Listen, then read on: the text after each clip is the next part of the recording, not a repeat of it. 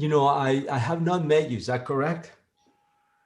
Yeah, you've not met Gaurav Rastogi is the head of the HCI. Namaskar, Dr. Molina. Nice to meet you. Nice to meet you. Thank you for doing this. My pleasure. Now, somehow you all have disappeared from my screen. Oh. If you have two screens, then it's probably on some hidden screen somewhere. There you are. I can see you. You're live on YouTube. And Gaurav, would you be recording this? If you like, I will start recording right now. Done. We are recording it now.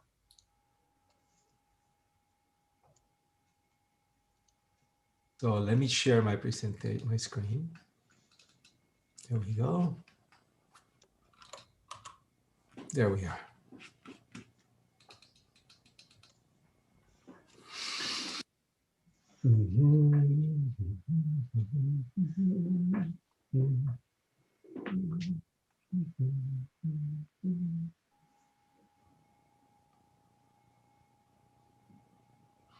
Usha ji, we may begin when you're ready. Okay, I'm ready. Namaskar and welcome. Shubhasayam to everybody. Today, we will start with a brief universal prayer, creating a safe space for us all to spend the next hour in. Please sit comfortably with your back straight. Relax your facial muscles one by one, then your shoulders and your belly. Focus on your belly as you take a few deep breaths to relax yourself. As you inhale, watch your belly expanding. As you exhale, just let go.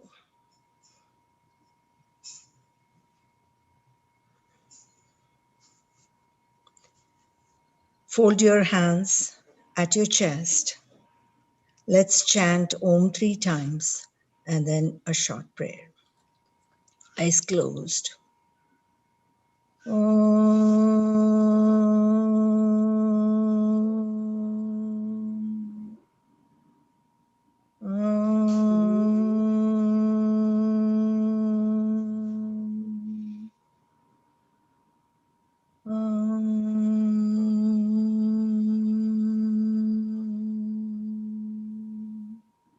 Sahana bhavatu, Sahanau bhunaktu, Sahaviryam karavavahai, Tejasvinavaditamashruma vidvishavahai. Om Shanti Shanti Shanti. Rub your palms together and place it gently on your eyes and feel the warmth permeating your face. Thank you.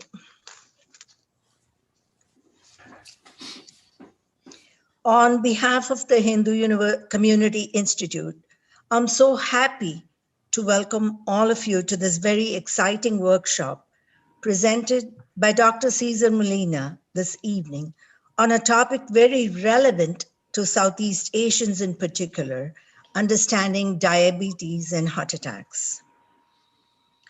I'm going to introduce to you Ashish Mathur, who is the co-founder and executive director of the South Asian Heart Center since its inception in January 2006. He has created the center's vision, and it's now his personal mission to educate South Asians about the epidemics of diabetes and heart disease. Developed with his guidance, the center has become an incredible resource for our community members to evaluate and reduce risk. Ashish also has been the successful founder and member of several Silicon Valley software startups. His education is in engineering and computer science with degrees from IIT Bombay and USC. Spotlight on you, Ashish. Thank you, Shaji. I'm so delighted to have been given this opportunity to present to your group today. And this is the first time, so I wanted to specifically take the time to highlight the partnership that we are hoping to create with HCI and being a health partner for this organization as we move forward. Thank you, Gauravji, as well. You have been a participant as well as a supporter of our work. So we are hoping that we can help the community with the work that we do. I'd like to introduce Dr. Sisar Molina, who is the medical director and the co-founder of the South Asian Heart Center. My partner in coming up with this organization to help South Asians address the epidemic of heart disease and diabetes. Dr. Molina is a distinguished cardiologist. He practices in Mountain View at El Camino Health. And his background with medical school has been at Yale Medical School. He finished his thesis at Harvard and his residency and fellowship at Stanford. And has been a speaker on the issues of lifestyle for the longest time. Included in Dr. Molina's credentials are actually a deep knowledge of the Vedas. And he always compares the education that we provide at the South Asian Heart Center as the science-based Vedic approach to life. He has been, a student of the Bhagavad Gita and a practitioner of the transcendental meditation for the longest time. I have great pride in introducing Dr. Molina to our talk today. Dr. Molina. Thank you, Ashish. So as Ashish mentioned, we're going to give you a presentation just highlighting the reasons why the South Asian Heart Center was created, but mainly going over the value and the importance of the way we live to determine the way we live. And as Ashish mentioned, this is actually all about Ayurveda. Ayurveda stands for, is known as, it's defined as the science of life. And in its core is this issue about balance. And the way we have developed our curriculum, and I sort of show you a couple of slides on that, is to enhance and create and maintain that balance. So our topic today is either a lifetime on meds or a lifestyle of meds. So if we are not able to maintain this balance, then we end up needing to take medications. There is actually great value and importance of taking medications if you need them, but there's even a great value not to have to take medications because you have actually enhanced your capacity to stay on an even keel. So this is actually the problem that we confronted. The South Asian Heart Center started many years ago because we were seeing a lot of heart attacks in young South Asian engineers. And it was impressive because we did not expect this vegetarian community of non-smokers to have early onset coronary artery disease. And as we investigated further, we now know that 10 years ago, India accounted for 60% of the burden for coronary artery disease. And if you know India, you know that the cardiac surgeons and cardiologists are very busy, and there have been multiple medical systems that have been developed to cater to the need of coronary artery disease, because in the South Asian continent, there is an epidemic of coronary artery disease, as well as an epidemic of diabetes mellitus, to the point that India is expected to account for the most diabetics in the world. heart attacks occur at a younger age in South Asians. Now, I just actually want to sort of make a point of defining whom we know as South Asians. So these are individuals who are actually born or have an ancestry to the Indian subcontinent. So Southeast Asia is over here, and South Asia is over here. And we're talking about India, Pakistan, Bhutan, Nepal, um, Sri Lanka. And then there is the diaspora throughout the world, and they themselves also are experiencing this. 25% of heart attacks among South Asians occur before the age of 40, and 50% of them before the age of 55, pointing to the premature onset of coronary artery disease. And unfortunately, once the heart attack happens, the mortality rate, even though in the same hospitals as other non-South Asians, tends to be 2 times higher. The problem that we confronted when we started the South Asian Heart Center is that the traditional guidelines, which are mainly age-based, tend to underestimate the risk, because I mentioned here that most cardiac events occur at a younger age. So the guidelines that use age as the most important predictor, which is actually in fact true for the general population, the older you are, the higher the incidence, do not apply as well to South Asians. So we created in 2006 the South Asian Heart Center with the mission to reduce the high incidence initially of heart attacks, but then we included diabetes with culturally tailored, science-based, and lifestyle-focused services. At the same time, we developed our research program, and we ended up creating outreach to educate people, prevention curriculum to educate individuals, and then we have also done some research which has been published. We have enrolled over 9,000 individuals, talk a little bit about that, but we created our curriculum, which is based on M.E.D.S. And M.E.D.S stands for meditation, exercise, diet, and sleep. And my goal today is to just review the science behind these 4 pillars of the structure that we provide to our participants when they come in and enroll in our programs. As a result of M.E.D.S, we have been able then to port it to different programs. Aim to Prevent is actually our initial program, which is that of bringing up consciousness and promoting M.E.D.S to decrease the risk of coronary artery events or heart attack.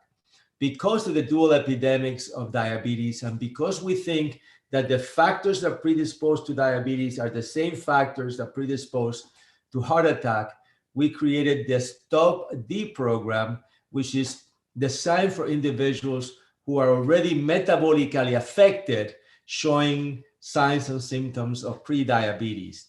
And we have a fantastic CDC approved program in which we deployed the diabetes prevention program to our participants. And we may talk a little bit about what our results have been. Then lastly, we have deployed the Slim Fit program, which is for individuals who are experiencing issues with their weight, recognizing that weight is the most important risk factor for both heart attack and diabetes in South Asians, but are still metabolically healthy. They don't show any dysmetabolism or consequences from their weight, to sort of address that through our Slim Fit program. And now we have not yet deployed, but it's in the making and approved, our Aim to New Beginnings. We have developed and ported M.E.D.S to pregnant families, that is, families who are at the beginning of their formation with the mother expecting a child. And then we deploy M.E.D.S to that pregnant mother or a woman and to her family as a way to sort of start educating and give that child and that family a strong move forward in the prevention of suffering, which is what diabetes and coronary artery disease does.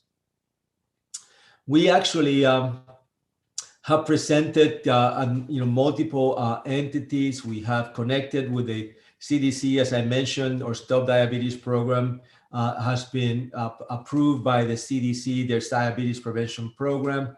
And finally, most recently, the American Heart Association, in their position paper in reference to the problems with South Asians, mentioned the South Asian Heart Center as an example of a community-based education and prevention program, which can be ported to other communities as a way of dealing with these dual epidemics.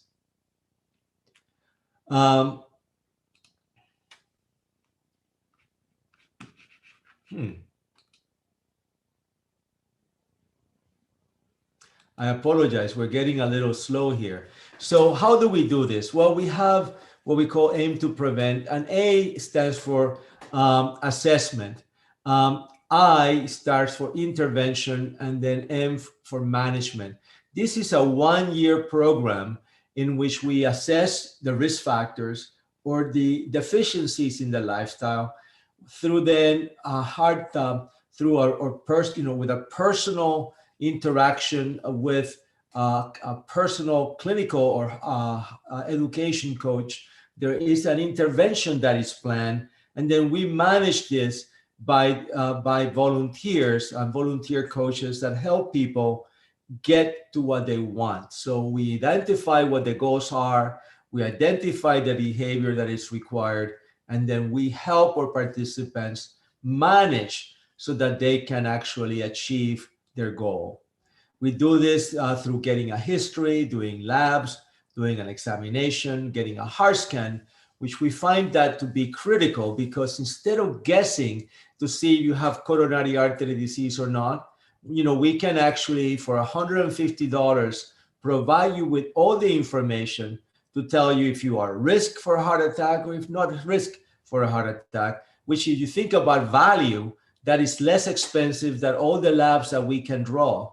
And you get the number to see if you are truly at risk or not. Then we give you a summary of results. We communicate with your healthcare provider if you so permits us to, and then we partner with you and your physician to sort of help you achieve your goals by deploying meds.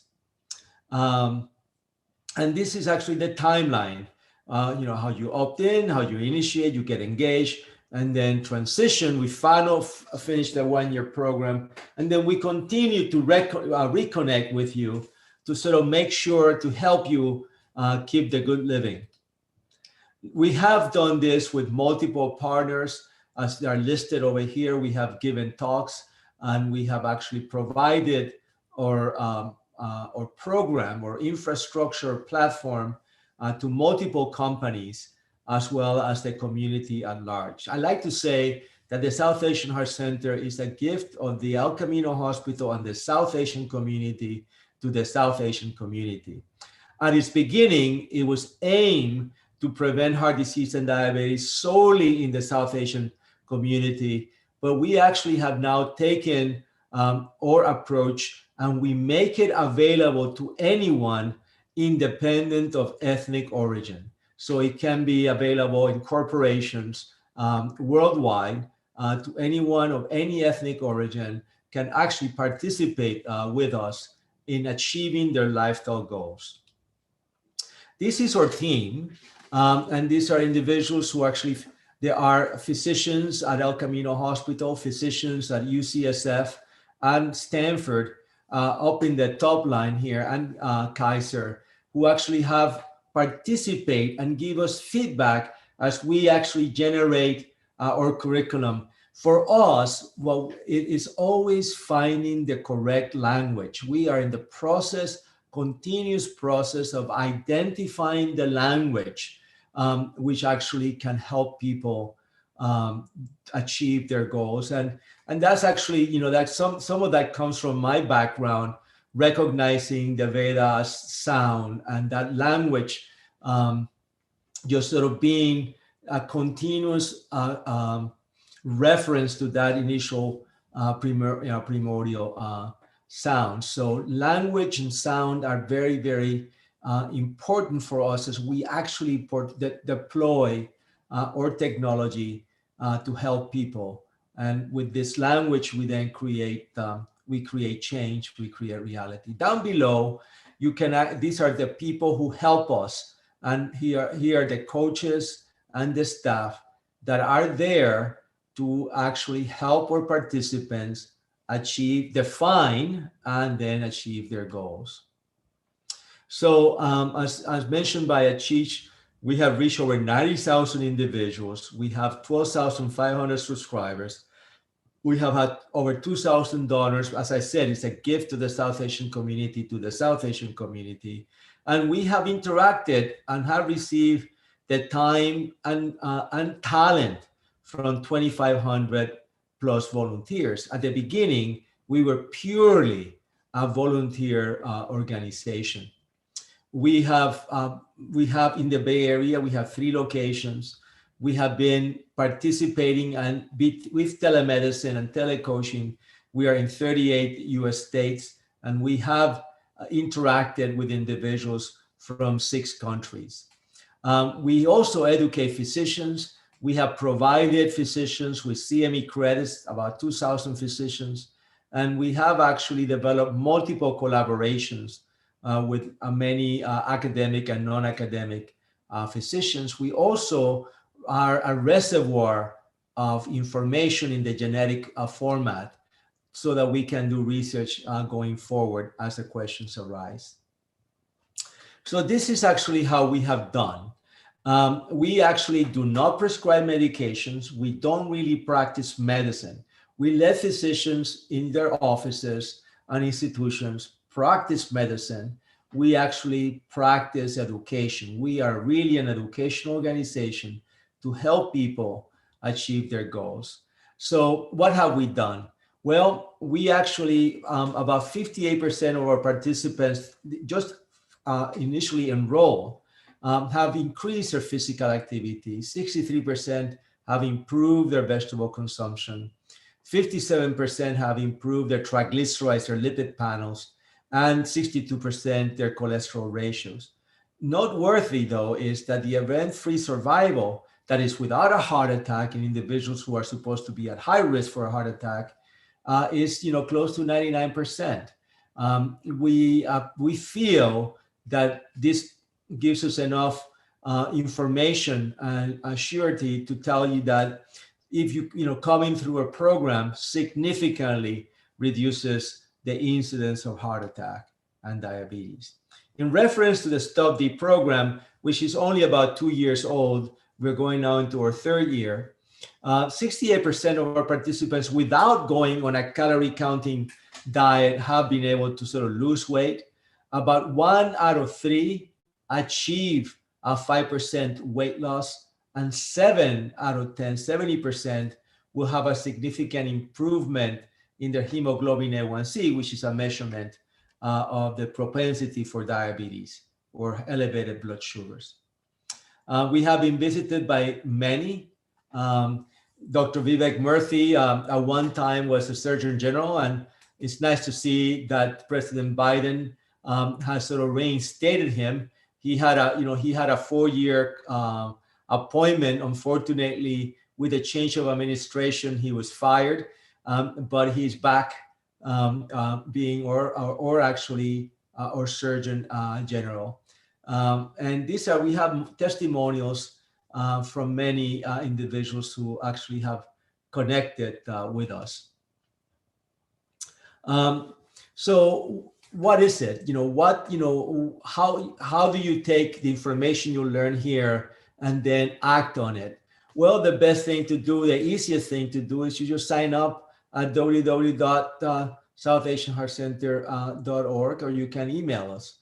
And in summary, what we provide is we provide a comprehensive laboratory evaluation looking at factors that define poor metabolism.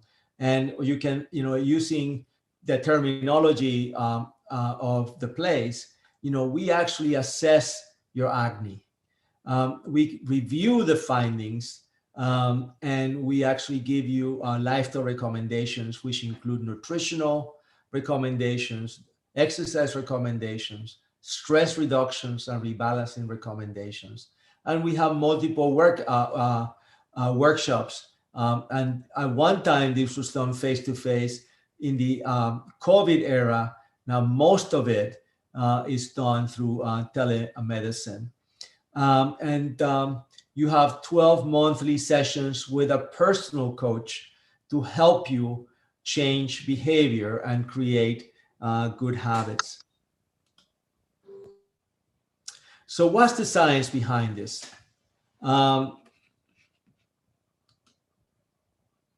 Well, the science behind it started with a paper published in 1980. And the paper actually is in reference to what is known as the Alameda Study. The Alameda Study was a 25-year study in which 7,000 inhabitants of Alameda County on the East Bay here were followed by scientists, and they correlated their lifestyle and their behavior with outcomes.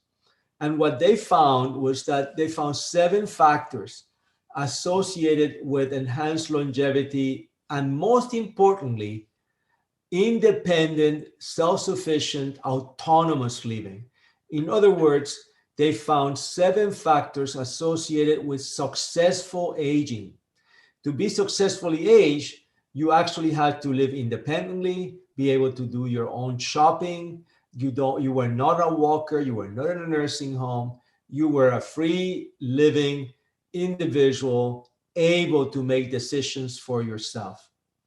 So the 7 factors included adequate sleep, 7 to 8 hours per night, regular vigorous physical activity, which is very important, about 270 calories per day for a 70-kilogram person of physical activity, maintaining a recommended weight, not smoking, none or moderate alcohol consumption. Your grandmother was correct. Eating breakfast daily, eating meals regularly, and not snacking. So with these 7 factors, a person at the age of 45 with fewer than 3 or fewer habits was at that time in 1980 expected to live to the age of 67. 4 to 5 habits expected to the age to live to 73. 6 to 7 of the 7 habits expected to live to the age of 78. And if you do the simple arithmetic, the difference is 11 years. And as we then continue to investigate this, we actually recognize that there's a 12-year window in which you can either move back and get sicker 12 years and have a shorter life expectancy, or you can move it forward and add 12 years to your life expectancy, such that you can actually get all your Social Security money back and a little bit more. This is another paper. This was actually published in the Journal American College of Cardiology, and this was actually a Swedish study in men. And they identified 5 low-risk factors. And here to the right, they identify what they call a healthy diet, which in fact was a plant-rich diet, alcohol in moderation, not smoking explains a lot. Actually, tobacco in the smoking or chewing format, particularly in the South Asian population, is a killer. Physical activity and a healthy body weight, such that an individual with 5 of those factors, as compared to individuals who actually did not have these 5 factors, had a 79% reduction in the incidence of a heart attack. And that was true independent of their cholesterol level or even in the presence of high blood pressure. Again, demonstrating the power of good living in the prevention of heart attack. This is a 79% reduction in cardiac events. This is from Sweden. This is actually from Germany. This Germany is called the Potsdam trial, and they look at physical activity, plant-rich diet, weight, and no tobacco. And they actually were able to, they recognized that there was a 78% overall reduction in medical problems in individuals who actually meet those 4 criteria. But in reference to diabetes, there was a 93% reduction in diabetes. Just like in Sweden, there was a 79% reduction in cardiac events. In this German study, there was an 81% reduction in heart attack or cardiac events. Stroke, which is the 3rd most common cause of death after heart attack and cancer, 50% reduction. And for cancer, which is the 2nd most common cause of death in America, a 36% reduction in the onset and the mortality from cancer. So now we're just going to sort of break up the meds for you. So we're going to start with a meditation. Now, meditation means a lot to many things, to many people. And the fact is, meditation in this case actually just means thinking. Now, we go beyond just the word meditation, which in fact, I recognize that it can be confusing because there's so many forms of meditation with so many goals. Our goal here is transcending. Our goal here is to fulfill verses 2, chapter 2, verse 22, to fulfill verse 47 of chapter 2 of the Bhagavad Gita, in which actually Arjuna is instructed to go beyond the 3 gunas, to be established in the self. And that is why we actually bring in transcendental meditation, which is a very simple, content-free technique whose main goal is transcending, is going beyond thought, is fulfilling that verse 47 of chapter 2 of the Gita. And the way we recommend it is for practitioners to practice twice daily. Now, why twice daily? Because this is, you can think of it as sort of karma yoga. You transcend, you do 8 hours of activity, you transcend, you then do 8 hours of activity, then you go to sleep. So it's just a preparation for activity, and think of just get your system into a dye, and then you come and bring it out to activity, and you make that cloth color fast just by putting it in the dye and bringing it out to the sun. So you transcend, you go to activity, you transcend, you go to activity. So before we talk about transcending and why transcending, we describe one of the goals of transcending is stress reduction. But why do we mean by stress? I mean, stress can mean so much for so many people. So we came up with our definition. And the way I define stress is that physiologic stress. So you don't need to be aware of it. You don't need to feel like, oh my God, how am I going to pay the IRS, or how am I going to pay my huge credit, my credit card? We are defining it physiologically. And physiologic stress results from the inability of the physiology to maintain balance, steady state, or homeostasis. In that same Gita, an enlightened person is defined as a man of steady intellect. So steady state is actually the goal. The fact is that we're always coming out of steady state. The 3 gunas are doing that, but then the game plan is to go back to it, to be able to reestablish that steady state. In biology, we call that homeostasis. Now, there's also psychosocial stress, and psychosocial stress results from the absence of creativity or know-how. If you're presented with a problem, with a question, either in the classroom, either at home, either at the workplace, and you actually have been educated to solve the problem, or if you have the know-how and the creativity to work around it, then that psychosocial challenge, which can get you out of balance, is not distressful. but in fact is joyful. And that is actually the absence of that creativity is also the result of what we call psychosocial stress. Hans Selye, which was the Canadian physiologist that defined and coined the word stress, defined it as stress is that which obstructs the flow of intelligence. Because in the stress response, what happens is that the frontal cortex, which is that part of the brain that makes us human, that makes us to be at the pinnacle of creation, actually gets disengaged from the rest of the brain. And the cultured individual is the individual who has cultivated the self, is able to maintain the frontal cortex in line with the rest of the brain, so as to be able to use all the judgment and cognitive capacity to maintain that creativity. And for those who are well versed in the Ramayana, it is in that frontal cortex that Ram is. Now, what is the response to stress? What is the response to a challenge?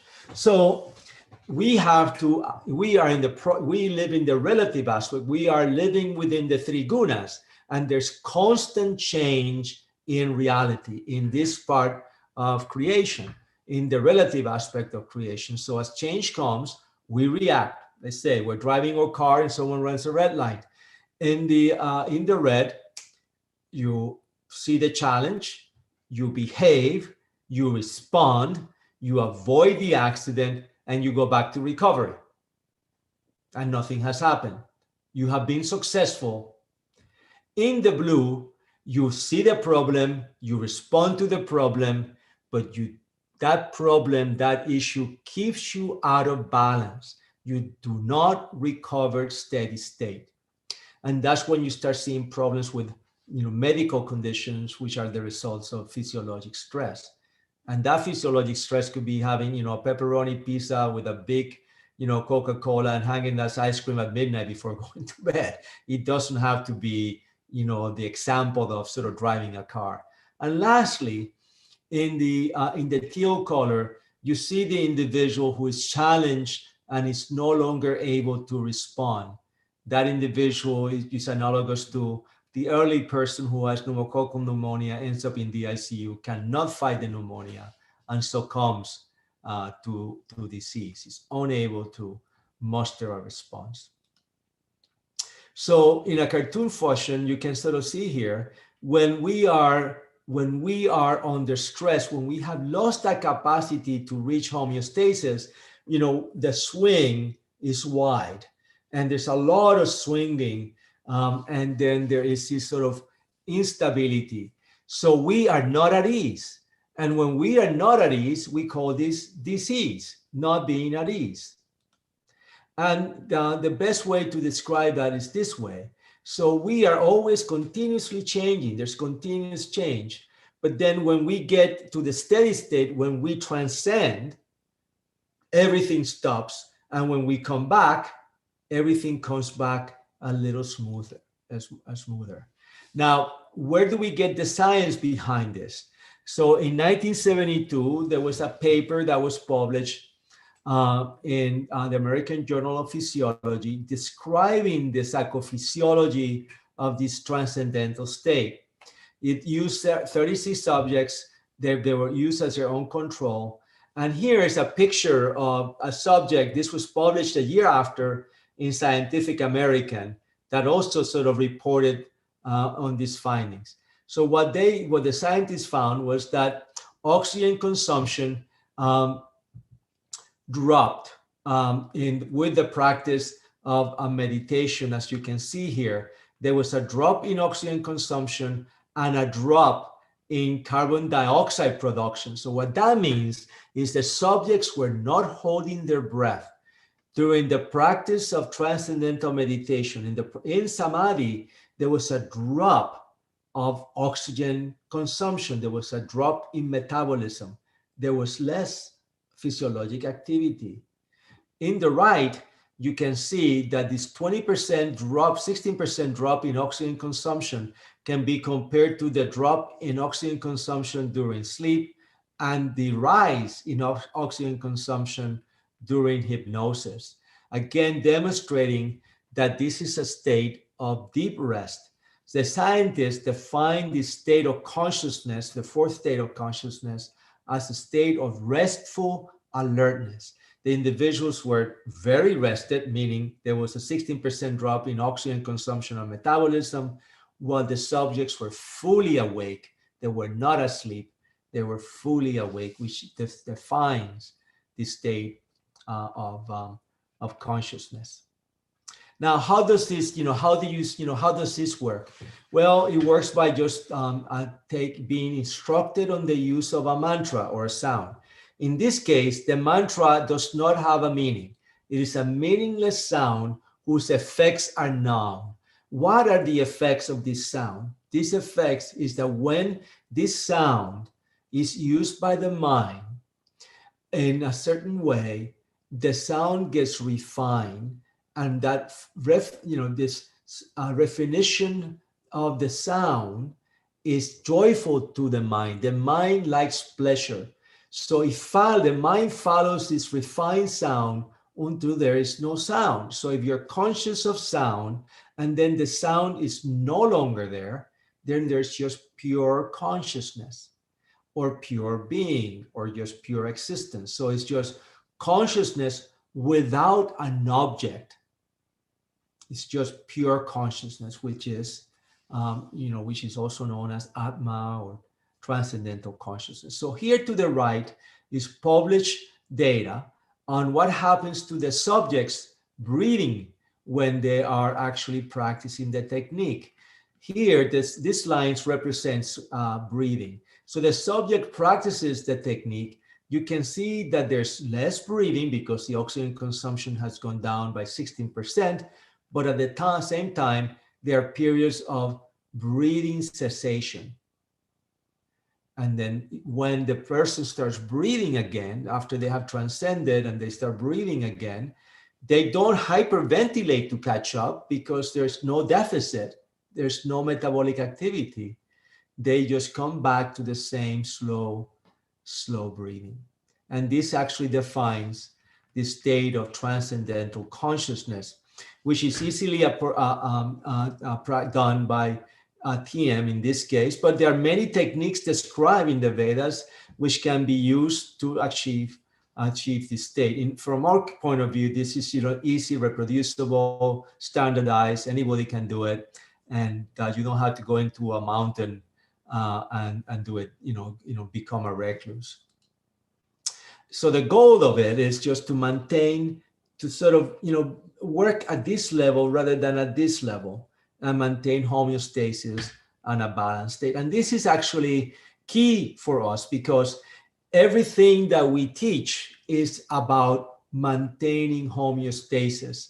Now, what is how can we say that this maintains homeostasis? So this is another study, and in this study, control subjects and meditating subjects were exposed to unpleasant stimuli. So when we are exposed to something we don't like a sound, like scratching your fingernails across the blackboard, we respond, and we can actually find and measure that response by looking at galvanic skin resistance. If we are on an unpleasant environment, we get sweaty palms. So the galvanic skin resistance will go down because there's salt and water. So there's less resistance, obviously. We're talking about electricity here. And you can see that in the blue, the practitioners of meditation, when they're exposed to this noxious stimuli, by the 12th to the 15th stimuli, they don't respond. They turn it off. As compared to the controls that have a much difficult time and required about 35 stimulations to be able to turn it off. And on the right, you can sort of see how that can be graphed out. And so it's this issue of just being able to maintain, homeostasis and steady state. And finally, if you're maintaining a steady state and able to recapture it, you should expect to have less biologic age. And in this chart, I'm showing the biologic age as measured by blood pressure, HDL cholesterol, visual and auditory acuity. And long-term practitioners of transcendental meditation are on average about 12 years younger than their chronologic age. And as you practice, you can sort of see those changes, and that actually is associated with fewer medical problems. And those medical problems are actually defined here. So ultimately, we mentioned that our program was to reduce the risk of a heart attack. And in the last line, this is a very busy line, but I'm just showing it here because once you get this presentation, you have the bibliography, and you can actually then go and pull the papers yourself. But there's a 47 in long-term practitioners in individuals with coronary artery disease who have been instructed the practice of transcendental meditation. They have a 47% reduction in death, heart attack, and stroke. This is actually people who were instructed transcendental meditation. When you look at the people who were practicing it, there was a 61% reduction, demonstrating a significant benefit in individuals who were already high risk because they had documented clinical coronary artery disease. Now let's move on to exercise or physical activity. And in this slide that just came in here for a microsecond, it won't stay, I guess. This is actually a paper from Japan that was published in Circulation 12 years ago. When we do an exercise stress test at a physician's office, the exercise stress test is coded as to the metabolic units achieved by the exercising subject. The more metabolic units achieved, the more work you can do and the more fit you are. And you can see that over a 20-year follow-up period, individuals who were able on the first exercise stress test achieve more than 10 metabolic units, had a survival rate of 80% over 20 years, versus those who actually were only able to exercise less than few metabolic units. The survival rate was less than 40%. That is, there was a 60% mortality over a 20-year period. And the reason that I bring this up here is not just to give you those facts, but to demonstrate that physical fitness is the most important predictor of longevity. And that is independent of any underlying medical condition, independent of high cholesterol, high blood pressure, asthma, diabetes. The fitter you are, the better you do.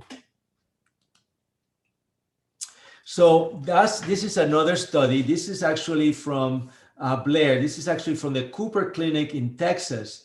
And you can see how men and women do over an 8-year follow-up, depending on how well they exercise and their level of fitness. Individuals who actually were at the highest fitness level in the purple tended to do actually the best. And individuals who actually in the least fitness group tended to have the higher incidence of heart attack. In this study, men having almost 2 to 3-fold higher incidence of cardiac events than unfit women. Now, what happens if you are unfit and then you become fit? These are two different tests, exercise stress 5 years apart. What you can see that those who were unfit on both exercise stress tests had the highest mortality rate per 10,000 man years, and those who actually were the fittest had the best outcome and with the lowest mortality. But the beautiful thing about it is that you were unfit and you became fit, you actually showed a benefit in your mortality. There is always a silver lining, and that is wherever you are, if you get better, you are actually expected to do better. Now, the question also comes up, well, what's it more important, to be fat or skinny? To be fit or skinny? And being fit trumps, sorry about the word trump, trumps being skinny. So here in this group, individuals who were lean, whose actually BMI was, their body fat was less than 16%.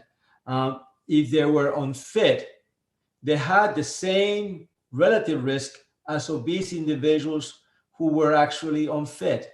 And those who were fit at any weight tended to do the best. So it is very difficult for the majority of us to lose weight. It's like our brain has set that weight. And there are many factors that go to that reset. And that part of the brain that sets the weight does not speak English. So that's what it is for many. But that part of the brain that understands the value of fitness and can get you to exercise and move does understand English and does understand language. And if you are not able to lose the weight, then get strong and fit. And that is our goal.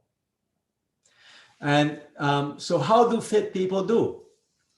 As we age, unfortunately, we tend to get weaker. And it just depends on where we begin. If you are a runner, a high intensity, or a runner that has reduced intensity, if you look over here, you can sort of see that in these lines over here, it shows 13 metabolic units of fitness and 10 metabolic units of fitness. Once you go below 7, you're in trouble, as I showed you at the beginning. And if you are fit at a younger age, let's say the age is 20, 30, 40, and when you start seeing a little bit of a decline, we all said that after the age of 30, we start going down a little bit like that. You can attenuate your weakness. So by the age of 70, you are still exercising over 30 metabolic units. You are actually, unless you're run over by a car, you're more or less, you're going to make it to your 90s. You're going to do well. You're not going to use a walker.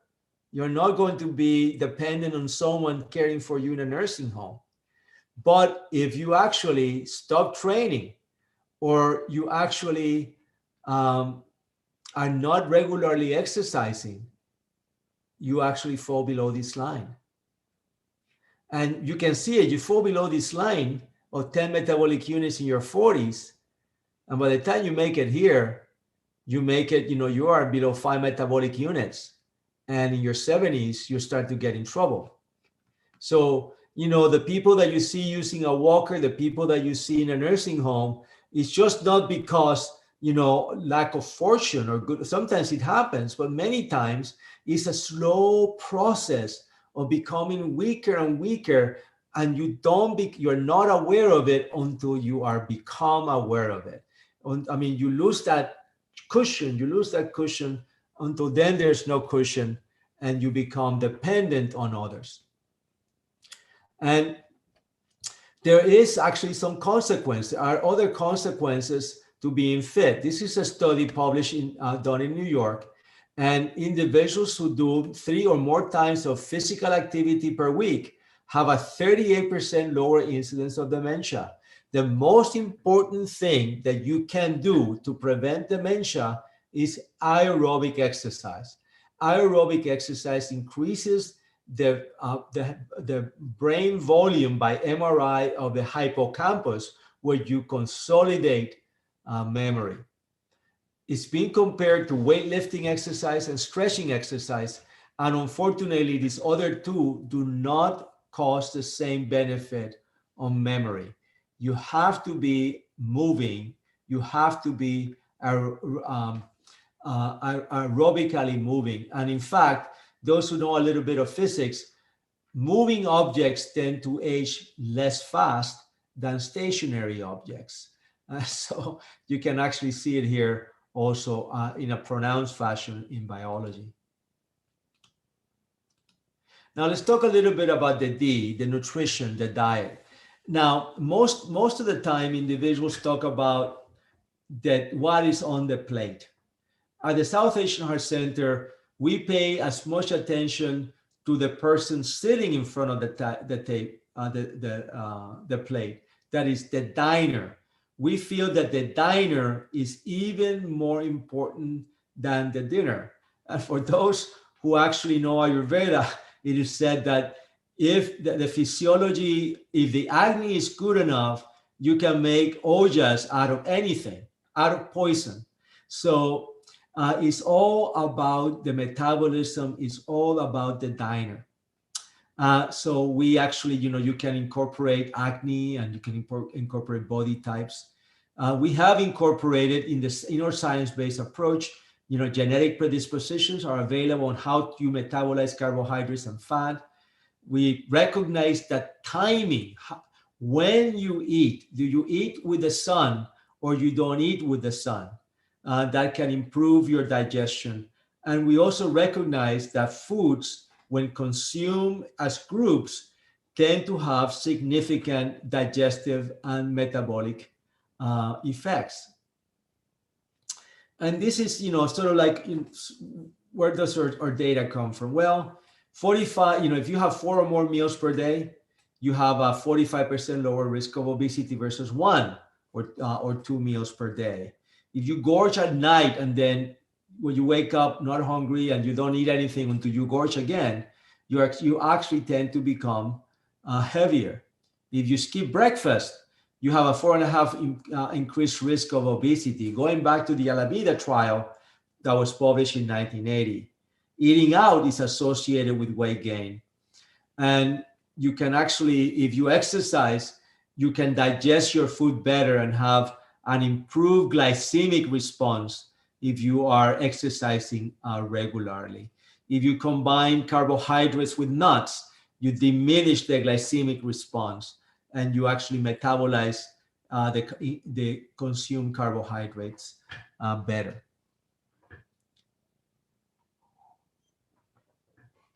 This slide just sort of gives you some more facts and it's sort of available to you. But when you look at consuming 3 or more vegetables and fruits per day versus less than consuming fruits and vegetables per day, you can see that right off the bat, there's a 24% reduction in heart attack and mortality, 27% reduction in stroke mortality. In fact, the effects are most pronounced in the incidence of stroke, which is actually what is the most common cause for disability. Most people who have a heart attack do not end up in a nursing home, but many individuals who have had a stroke end up dependent and disabled in a nursing home. This is an interesting slide. This sort of shows your risk of getting diabetes depending on the fruit you consume. Nobody would think that eating something sweet like a fruit can actually, in fact, decrease your risk for diabetes. But blueberries do. Blueberries, having 3 servings, which is a cup and a half or a fist and a half of blueberries per week, is associated with a 26% reduction in the development of diabetes. Grapes and raisins, sweet, a 12% reduction in the incidence of diabetes. The same thing for prunes and apples and bananas, even a 5% reduction. Unfortunately, for us in California, eating stone fruits, which we get in the summer and just delicious, like the cherries, the plums, the nectarines, the apricots, do not have any effect, but we enjoy it.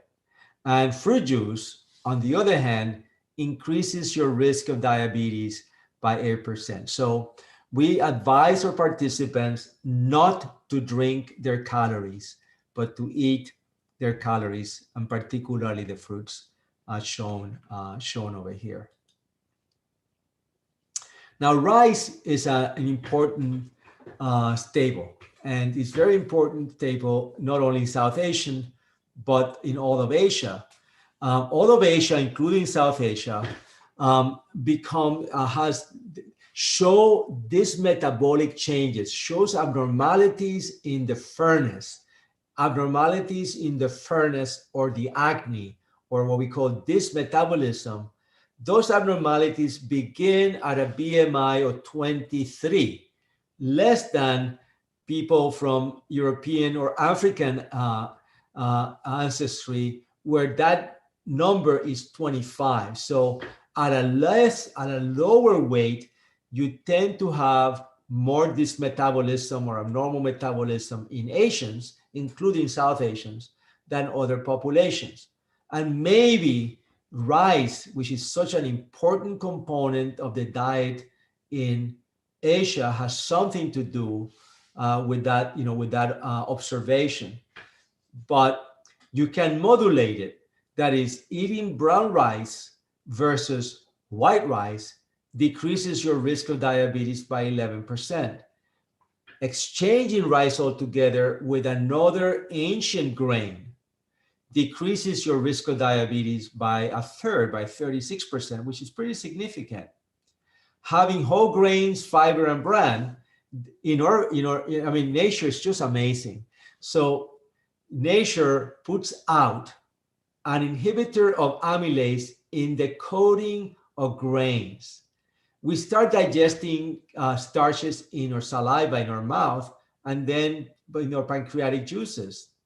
And when you're having a whole grain, you modulate, you slow down the digestion of starch to modulate your glycemic response. So it's just the most amazing, beautiful thing about evolution, in which we humans have evolved with our grains for the benefit of our grains, but the grains have evolved for the benefits of us humans by developing ways to minimize their glycemic response to enhance our health.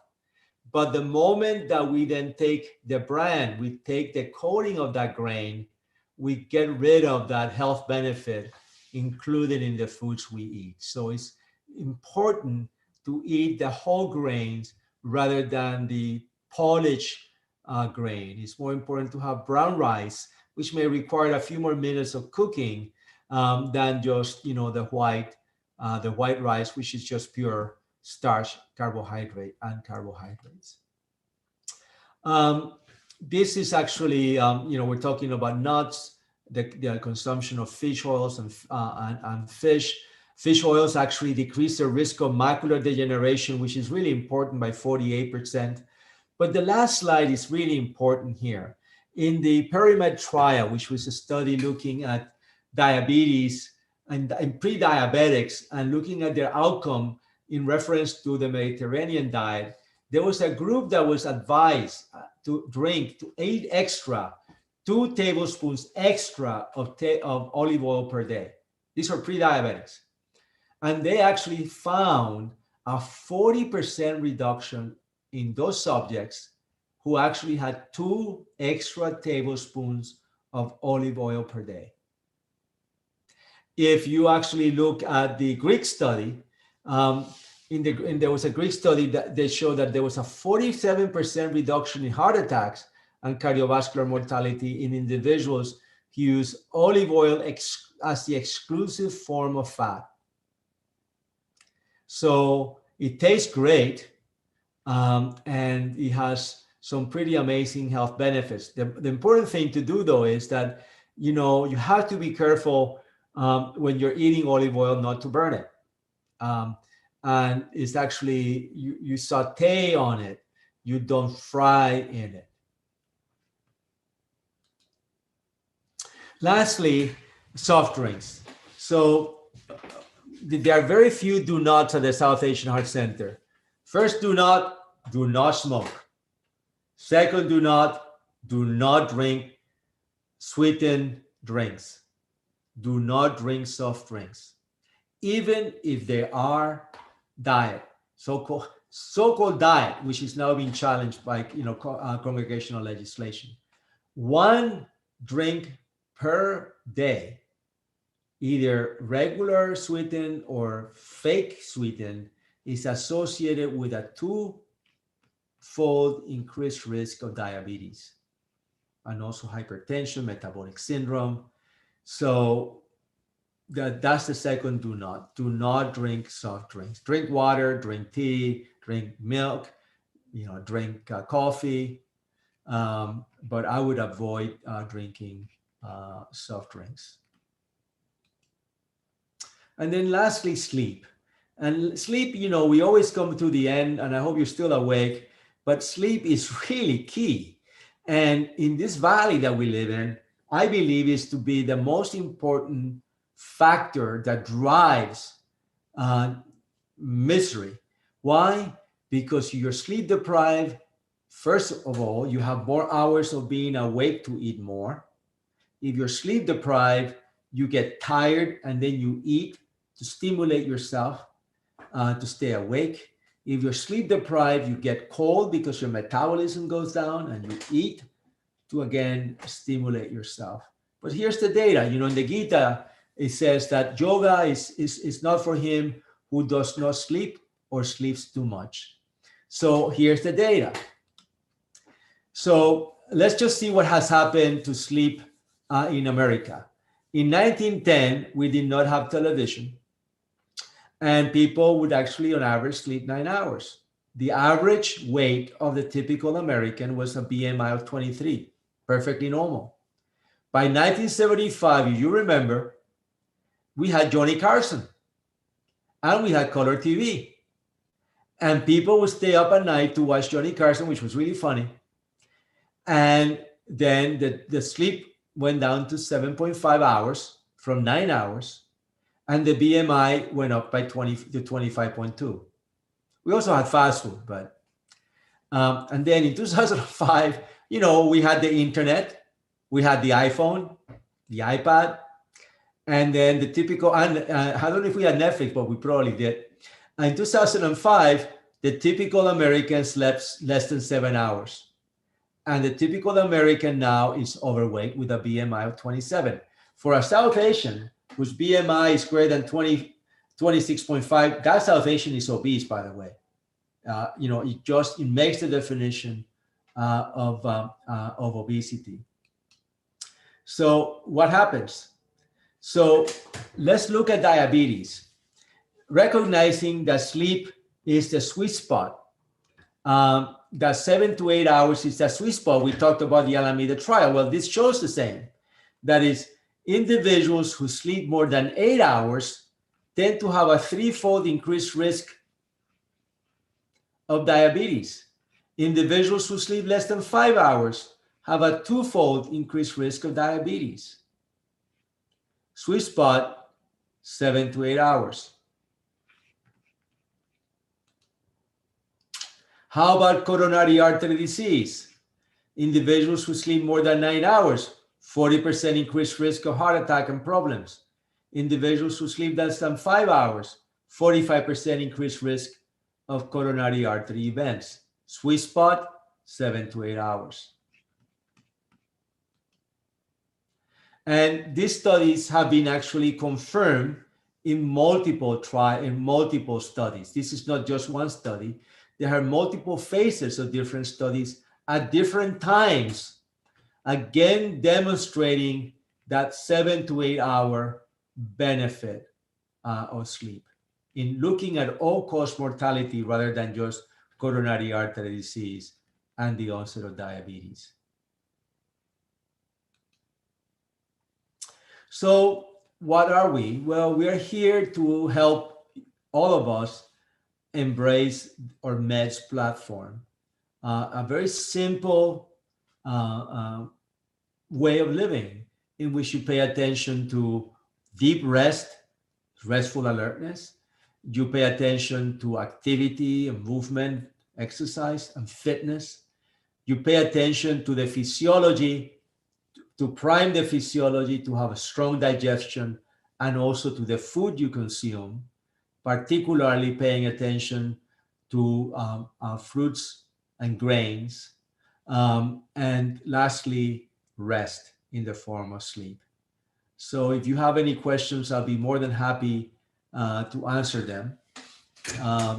And Ashish. Anything? Yeah. Thank you, Dr. Molina. That was wonderful. And we have a bunch of questions here. Um, let me start from the first. So is it possible to get off medication if your A1C is 6.4? Is with if you follow this program diligently? The Stop Diabetes program, yes. So actually there are two questions. And the first question I would say is it possible to stop being diabetic? And the answer is yes. There is actually an ICD-10 code that I use on my patients frequently, which is called diabetes mellitus in remission. And what it usually takes, to lose about 5 to 10% of your body mass index or your weight. And in the Stop Diabetes program, that is our goal. So we are not competing with medications, but if you don't need medications, you don't take medications. If you need medications, you take medications. You get, there is a benefit to medication. So there's never a competition. But the problem is this. If you are taking medications and your hemoglobin A1C is so-called at goal, you still have a bunch of complications from diabetes. You're still diabetic and you're still at increase. You're prone to heart attack, prone to all the complications of diabetes, even though less so than if you're on control. And those things disappear if you're no longer diabetic. So our goal is to help you not be diabetic. And if you come early enough, we can help you stop being diabetic. So that is the goal. That's what we call it, Stop Diabetes, is to get people into remission. The next couple of questions were answered by Ashish ji about lab tests and the Dean Ornish program. And then, yes, recording will be available. Okay, Dr. Molina, we have this interesting question. In India, I've heard a few diabetic friends also, they were recommended 2 tablespoons of coconut oil a day, raw, just to take that. And they said it's really beneficial. You were talking about olive oil. Yes. So, because coconut oil was the bad oil for a while. It is still the bad oil. So what happens is this. Coconut oil is fantastic for your skin and for your hair. But coconut oil is pure saturated fat. Now, remember we talked about the diner? Mm-hmm. Genetically speaking, there are some individuals, most of us, 60% of us, we do not respond to saturated fat in a negative way. In fact, taking saturated fat for the majority of us increases the good cholesterol, the HDL cholesterol. But there's about a 25% group of us that when they consume saturated fat, they don't digest it very well. The LDL cholesterol goes stratospheric. So you have to be a little careful because you can actually also do harm in some individuals, maybe not the majority, by just having a very big load of saturated fat. Now, the other thing though is this. If remember we talk about our brain maintaining our weight, and for the most part, that part of our brain is really steady. I mean, we're not buying new pants every other week. We maintain our size, relatively speaking, and we maintain our weight, fortunately and unfortunately. So if you take and you replace 100 calories of sugar with 100 calories of fat, you're going to get better glycemic response. So it's a replacement. So let me give you an example that is less pronounced. Individuals who have whole fat milk have less diabetes than individuals who drink non-fat milk. Why? They're still drinking the same volume.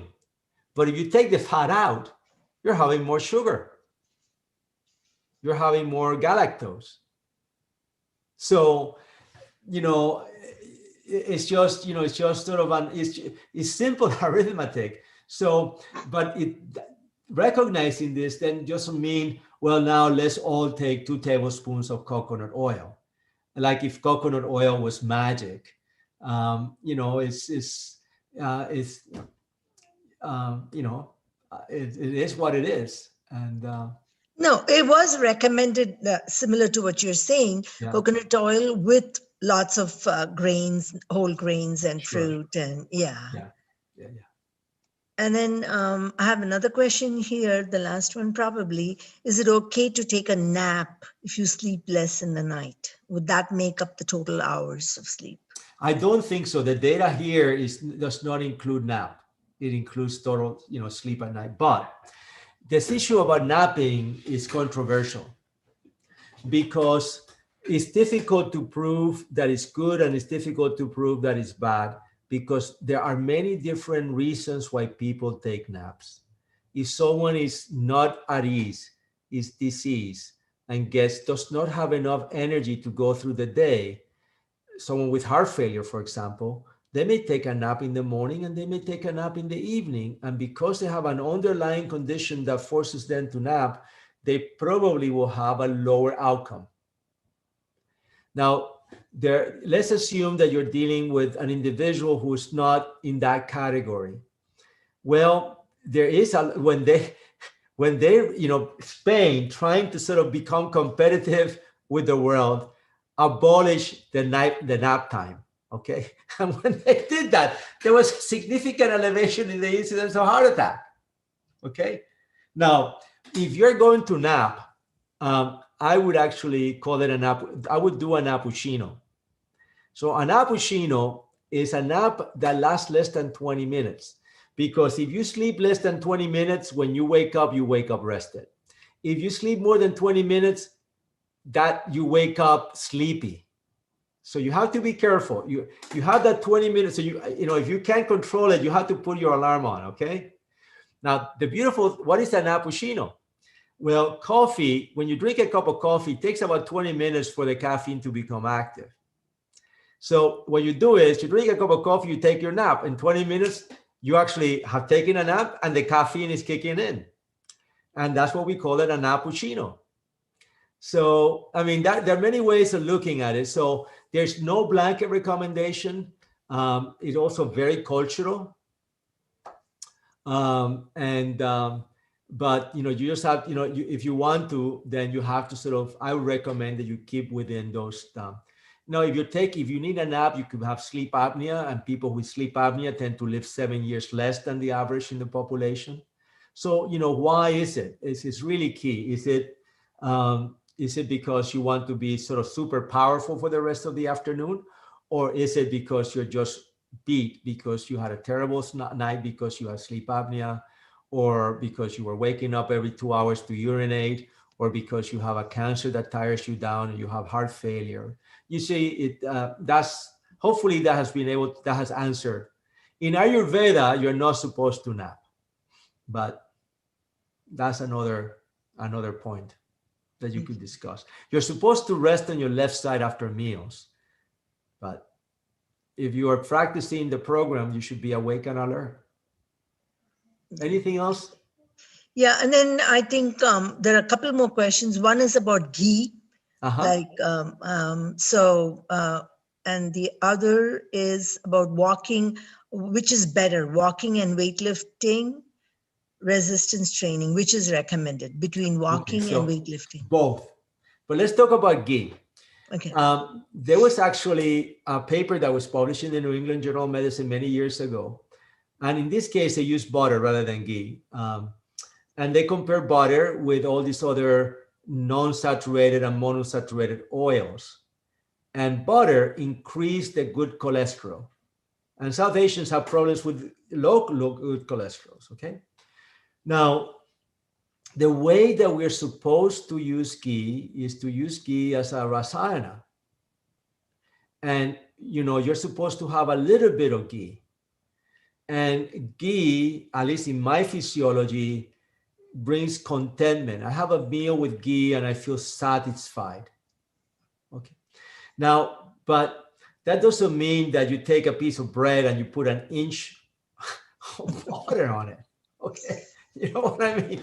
It's this issue in the Gita says, yoga is not for him who does not eat or eat too much. I mean, it is this issue about moderation. And, you can also go to Aristotle, and Aristotle talks about the golden mean and, moderation. So that's the story with the gi. Now, aerobic exercise is of great benefit, particularly if you're concerned about cognitive capacity. Muscle building and resistant exercise is important if you're talking about metabolism, if you're talking about how you're going to digest the food you eat and how you're going to burn. So you need both.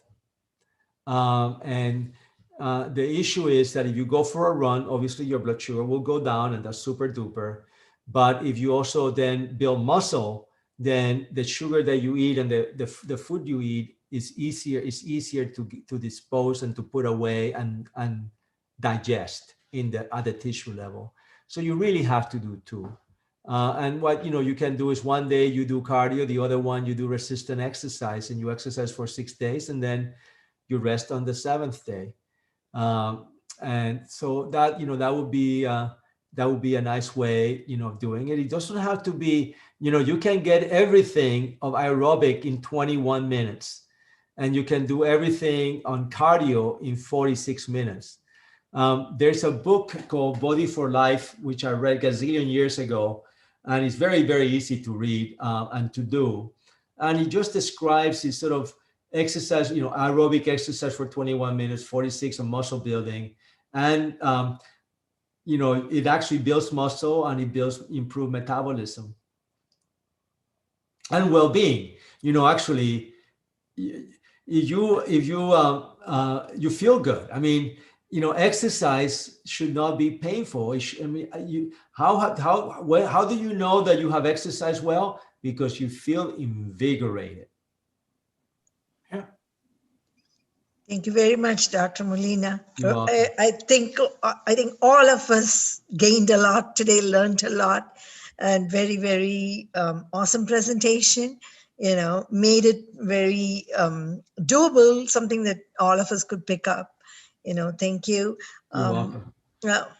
Gauravji, do you want to add anything? We're good. I really appreciate, Dr. Molina, you're coming here, and Ashishji, thank you very much for coming and speaking into this audience. Ashishji, how may people reach you?